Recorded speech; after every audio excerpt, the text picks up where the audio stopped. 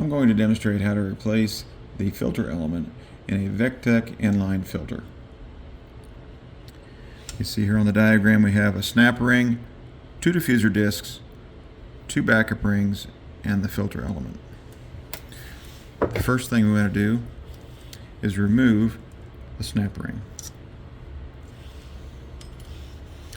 Then with a dowel, or like I have here, a Allen key, push the pieces out of the filter. We want to discard the filter element and the backup rings.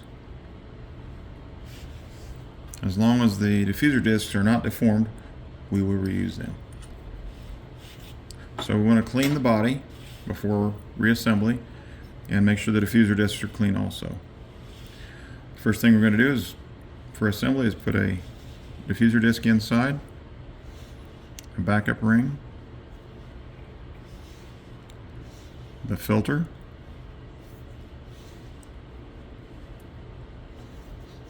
the other backup ring, and make sure these all lay flat, and the diffuser disc.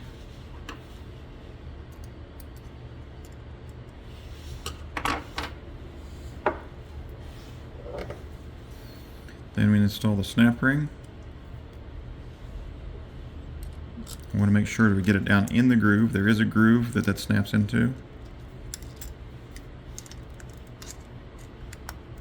And that's all there is to it.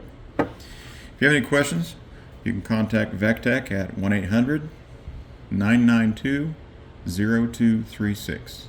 Thank you.